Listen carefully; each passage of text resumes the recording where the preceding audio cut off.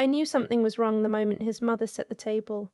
Not wrong in any dramatic way, not the kind of wrong you can point to and say, look, that's it, that's the thing. Just a small, quiet shift, the way she placed the good dishes in front of everyone else first, then looked at me like she was still deciding. She smiled when she caught my eye. A perfectly pleasant smile. The kind people practice without realizing it. That was the beginning. But I'm getting ahead of myself. My name is Claire. I'm a federal judge. I have been for 4 years now, appointed at 31, which makes me one of the youngest in my district. I don't lead with that. I never have. My colleagues think I'm modest. My law school friends think I'm private. My fiancé's family thought I graded papers for a living. That last one wasn't entirely their fault. When I met my fiancé, I'll call him by what he is to me, not his name, I was on a leave of absence, a rare thing.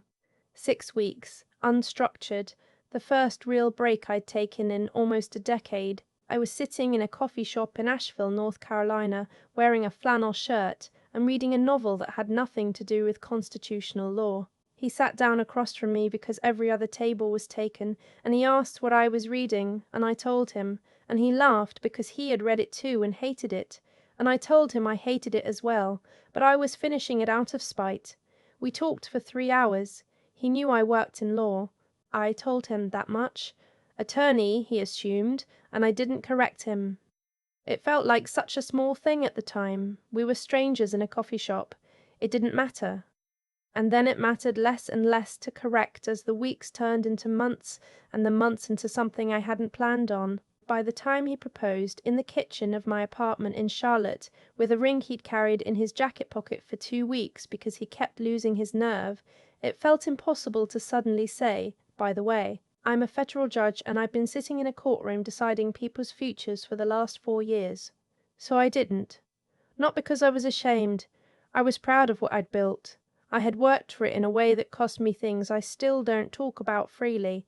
Sleep, relationships, years of my 20s that went by in law review edits and clerkship applications, and the specific loneliness of being the youngest person in every room who had to be twice as prepared as everyone else, just to be taken half as seriously.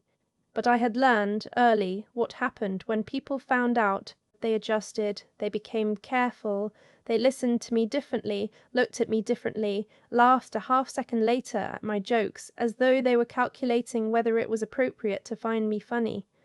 I became a thing to be managed rather than a person to be known. And I was tired of that. I had been tired of it for a long time. With him I got to be just Claire. Claire who made too much coffee and forgot to buy milk and fell asleep on the couch watching documentaries. Claire who had opinions about pizza toppings and a deeply unreasonable attachment to a particular brand of pen. That version of me had been waiting a long time to be seen. I wasn't ready to let a title get in the way. His parents lived in a small town in western Georgia, the kind of town where the hardware store has been owned by the same family for 60 years and everybody knows everybody and strangers are noticed within about 20 minutes of arriving. His father had worked for the county his entire career. Roads and maintenance, solid and unglamorous work that he was genuinely proud of, and rightly so. His mother had run a daycare out of their home for 15 years before retiring. They were good people, hard-working, rooted. He told me about them the way people tell you about the weather, just facts, nothing to prepare for. You'll love them, he said. They're real people. No pretense. I smiled. I know how to handle real people. What I wasn't prepared for was how quickly they would size me up. We pulled into the driveway on a Friday evening in October. The house was neat, well kept, a vegetable garden in the back that his mother had already put to bed for winter.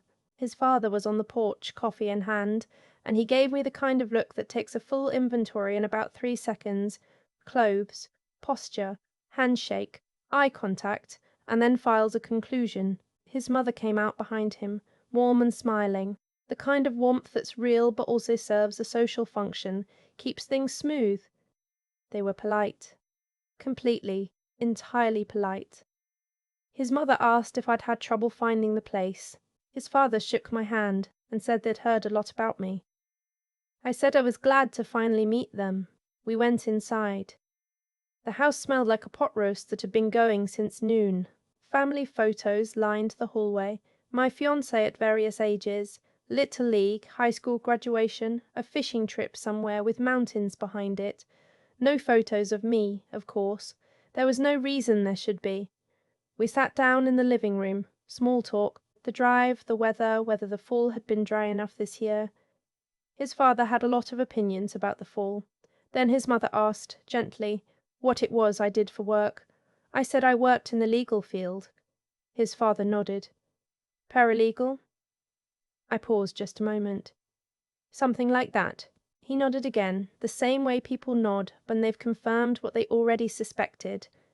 His mother asked if that was steady work these days. I said it was. She said that was good, because so many young people were struggling, student loans and the job market and all of it. I agreed that it was a challenge for a lot of people, and just like that the conversation moved on.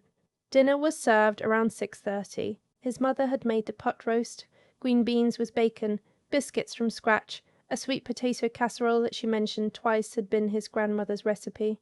It was genuinely good food, made with real effort, and I told her so, and she smiled the way people smile when they're pleased, but trying not to show how much.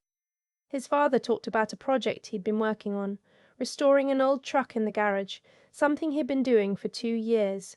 His mother talked about her sister's recent visit, a new family up the street with 3 kids who were apparently very energetic.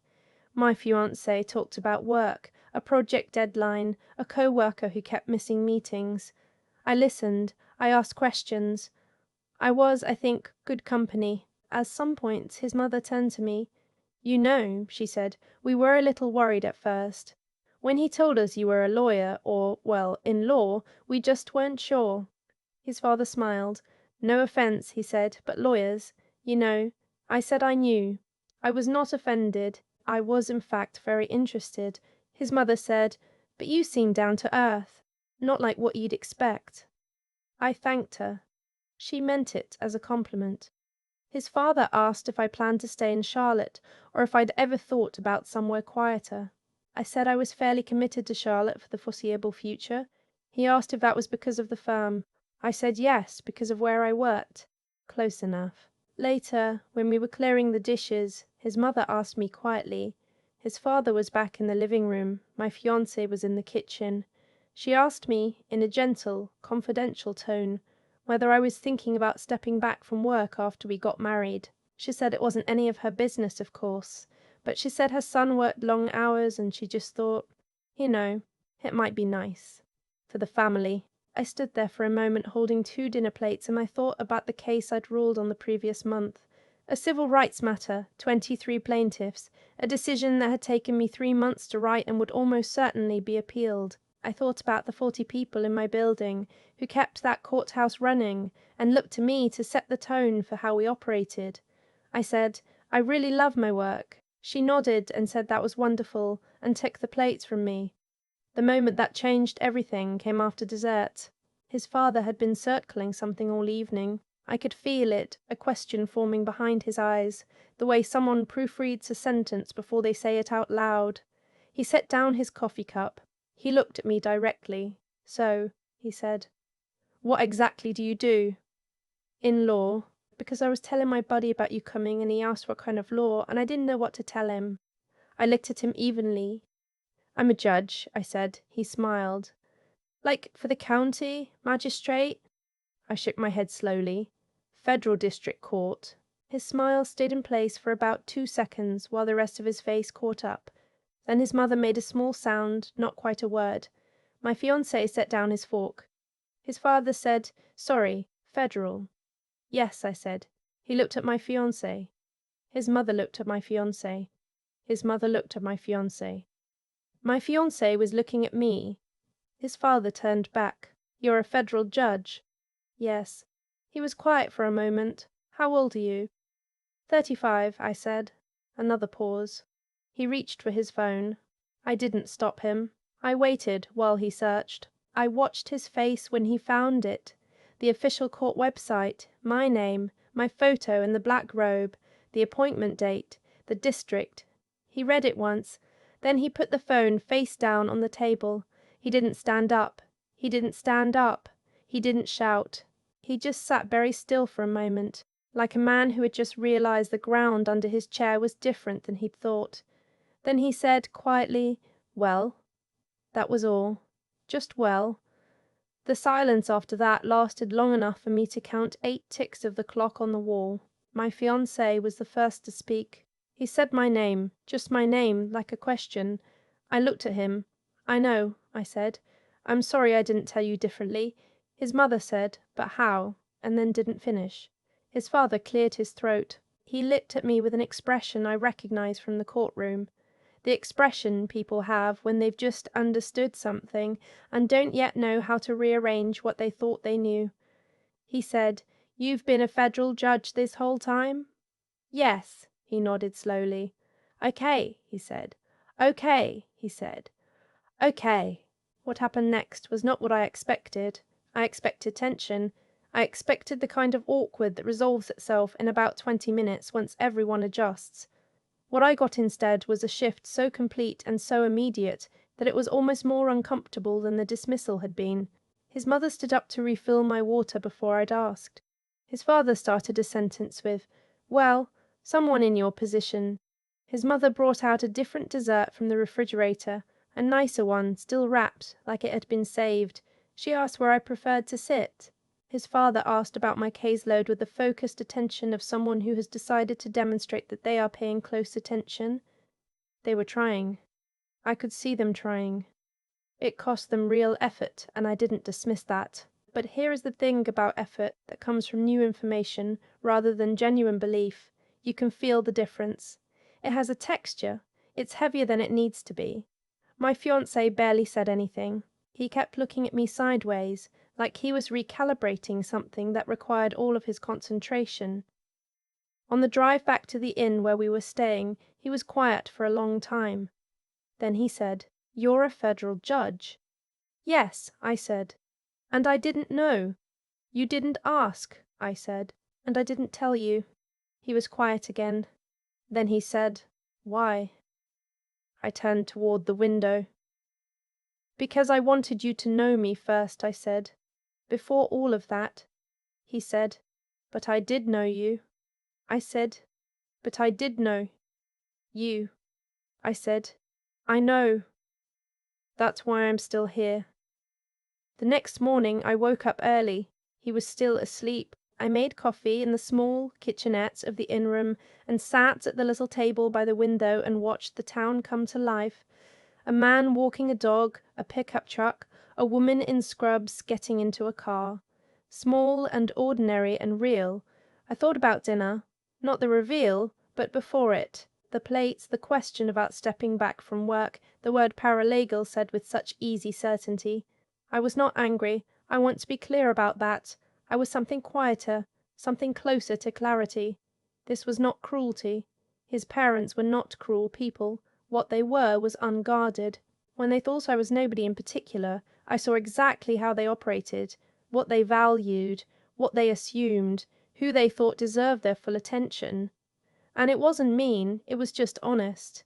And honesty, even the accidental kind, tells you things. His father called that afternoon. Not my fiancé. Me. He said he'd been thinking. He said he wanted to apologize for making assumptions. I said I appreciated that. He said, "It must be strange, always wondering if people are treating you a certain way because of who you are." I said, "It's not always strange. Sometimes it's just information."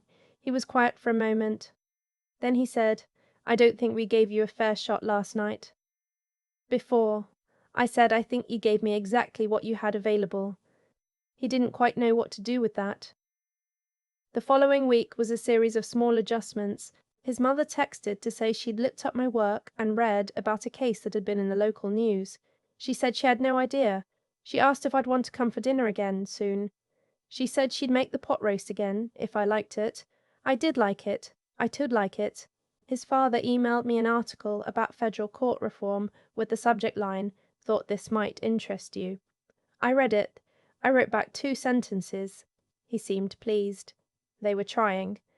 but trying, I noticed, in a particular direction.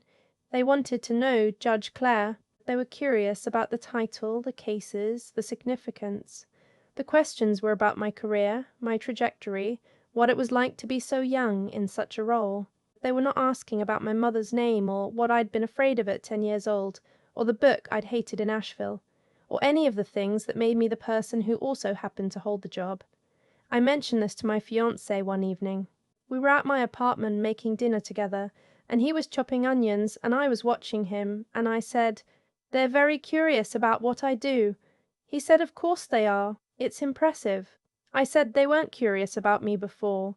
He put down the knife. He looked at me. I said, "I'm not accusing anyone of anything. I just notice." He was quiet for a moment. Then he said, "I think I did that too a little." I asked him what he meant. He said, "I think when I found out, I felt proud, like really proud, and I had to ask myself later whether some of that pride was about you or about me." I didn't say anything. That was the most honest thing he'd said since dinner. He picked up the knife again. Then he said, "The answer was both, but mostly you." I believed him. Almost entirely. A few weeks later, my fiancé asked if I wanted to go to his college roommate's birthday party, a backyard thing, casual, maybe 30 people. He introduced me, as he always had, as his fiancé, nothing else. People were friendly.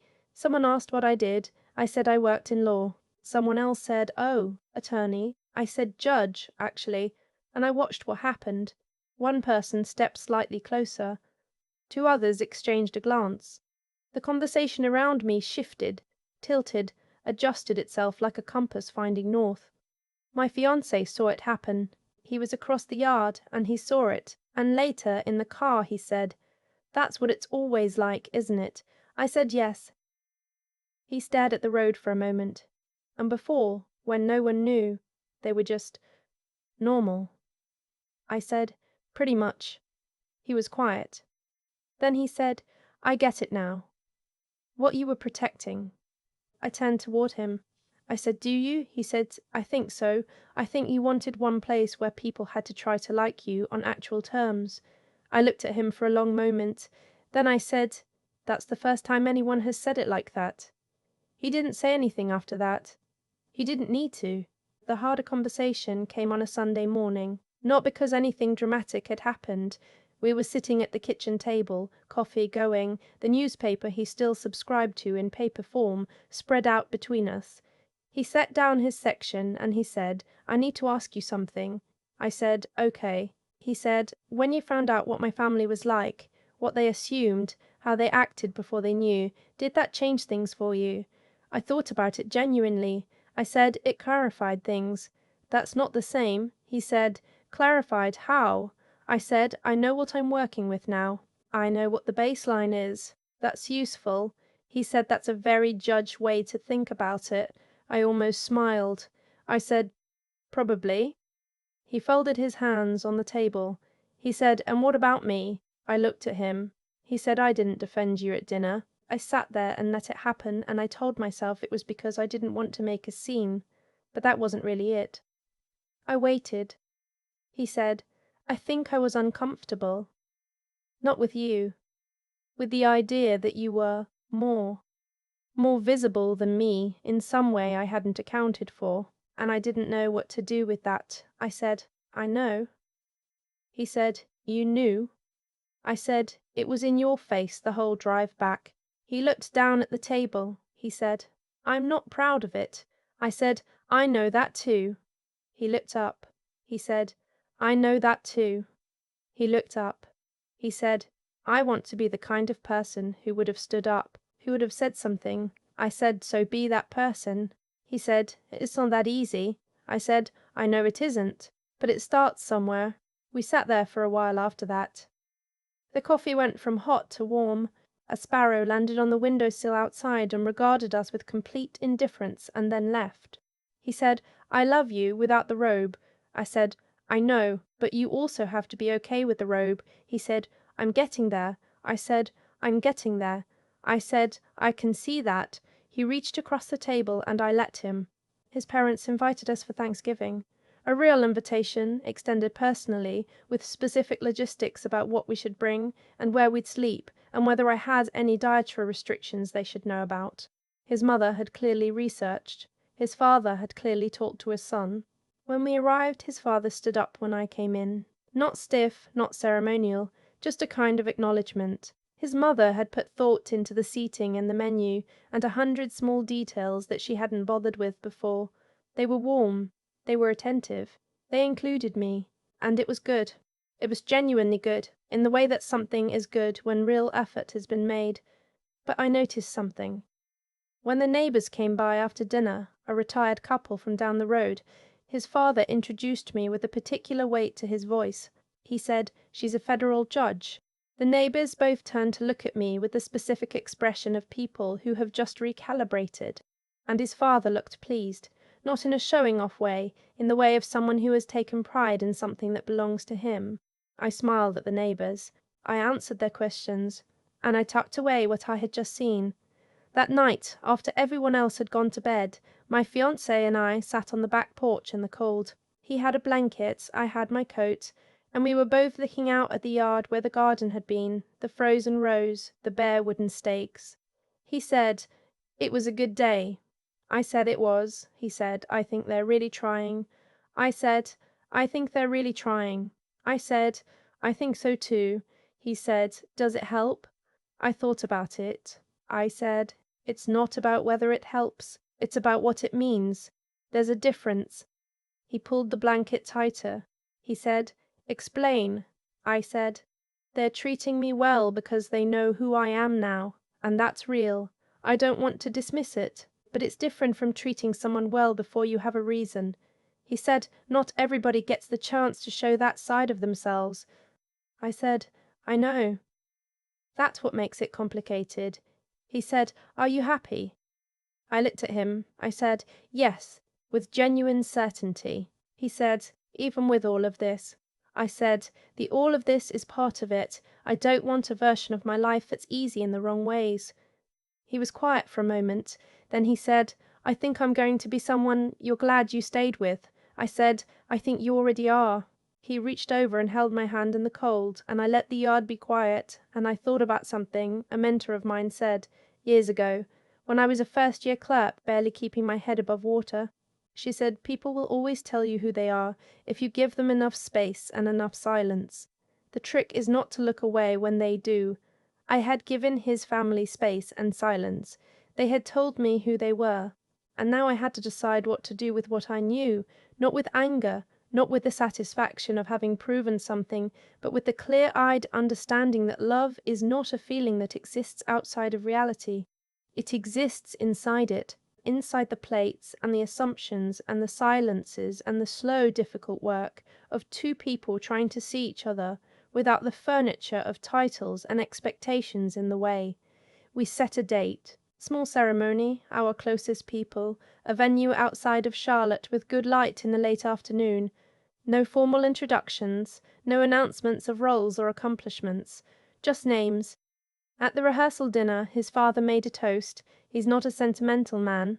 He held his glass a little awkwardly, and he said, "I spent a long time thinking a person's value was something you could find out in the first 10 minutes. He paused.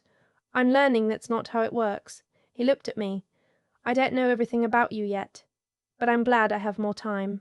It wasn't a grand speech. It was 12 sentences. But I've sat through a lot of courtroom arguments and a lot of closing statements, and I know the difference between words that cost someone something and words that don't. Those cost him something. I could tell. I nodded once, and that was enough. Afterward, my fiancé's mother found me by the appetizer table. She said, "He practiced that 3 times this morning." I said, "It showed in the best way." She smiled, and this time it wasn't a practice smile. It was the other kind. On the morning of the wedding, I stood in a small room off the back of the venue, dressed but not yet ready, looking at myself in a mirror. No robe. No title on a nameplate. Just a woman in a dress, about to make a decision she'd been making every day for the past 2 years. Quietly, in coffee shops and airport terminals and Sunday mornings and backyard porches. The decision to be known. Not as a judge. As a person who was also a judge. The difference is not small. The difference is the whole thing. The ceremony was short. We wrote our own vows, which were plain and specific, and said the things we actually meant. His father sat in the front row with his hands clasped in his lap. His mother cried during the second minute, which I had not expected from her, and which meant more to me than I showed. At the reception I danced badly, and my new husband danced worse, and no one gave a speech about my career, and I talked to people about their children and their dogs, and a trip someone was planning to Portugal, and whether the chicken was better than the fish. Late in the evening, someone who didn't know me asked what I did. I said I was a judge. They said, "Interesting," and then asked how I knew the couple. I said I was one of them. They laughed. We talked about something else entirely. I walked away from that conversation feeling something I don't have a precise word for. Not happiness exactly, though there was happiness in it. Something more specific. The feeling of being in a room and taking up the right amount of space. Not more, not less. Just the amount that belonged to me. I had spent years managing how much of myself to show, hiding the title to find the truth, showing the title and watching people rearrange, and somewhere in between all of that, between the coffee shop in Asheville and the frozen garden in Georgia, and the 45 silent seconds after a man picked up his phone and understood something he hadn't before, I had found something harder and more durable than respect. I had found out who stayed and why. That, more than any ruling I have ever written, is the thing I am most sure of. If you've ever hidden something true about yourself just to see who people really were, I think you know exactly what I mean. And if you've ever been on the other side of that, the side where you made an assumption and later had to sit with what it reveals about you, I think you know something important too. The measure of a person isn't in the first impression they make, it's in what they do with the second chance. I've thought about that dinner a lot since then. Not the moment his father picked up his phone and found my name on the court website. Not even the shift in the room after, the suddenly refilled water glass, the cloth napkins that appeared from nowhere, the voice that went careful and considered in a way it hadn't been 20 minutes before. What I keep coming back to is earlier. The small things, the word paralegal offered so easily in my silence that let it land. The question about whether I'd step back from work after we married, asked quietly, gently, like it was a kindness. The way the conversation moved past me and then back to me only when it needed something. None of it was designed to hurt. That's the part that took me longest to sit with. People don't usually build their assumptions out of malice. They build them out of habit, out of shortcuts, out of a lifetime of learning to read a room in the first 5 minutes and then moving on. His father had worked hard his entire life and had absorbed, the way most of us do without noticing, a belief that a person's value is something legible and quick. You look, you assess, you file. That's not cruelty. It's just what happens when we stop paying attention to the difference between a person and the surface they present. What I understand now, in a way I couldn't have articulated at the time, is that the experiment wasn't really about his family. It was about me. I had spent years building something real, not just a career, but a way of thinking, a set of values about how to weigh evidence and sit with uncertainty and resist the easy conclusion. And then I walked into that dining room, and I wanted to know whether any of it transferred, whether who I was could hold up without the credential attached to it, whether I was actually the person I thought I was, or whether I had just been confusing myself with my resume. The answer came not from the reveal, but from the aftermath, from watching the way attention reorganized itself around a title, from noticing that the same woman who had asked me to pass the serving spoon was now bringing out the good napkins, not because I'd changed, but because her information had. That difference is the whole thing. It tells you everything about what was driving the behavior in the first place. What carried me through it wasn't certainty. It was something quieter, a willingness to keep looking clearly at what was actually in front of me, without flinching and without inflating it into something larger than it was. His father sat on a park bench and said something honest. His mother put real effort into Thanksgiving. My fiancé stood in the kitchen and admitted something about himself that clearly cost him. Those things mattered. They were real evidence of real change, and are not in the business of ignoring evidence. But I also know this. Character is not what people do when they find out who you are. It's what they do before. That's the only version that's truly unguarded. And the most important thing any of us can do, in the relationships we choose, in the rooms we walk into, in the ordinary Fridays of our lives, is to be worth something, in that unguarded moment, to treat the person across from us as though they might be carrying something we haven't seen yet, because they almost always are.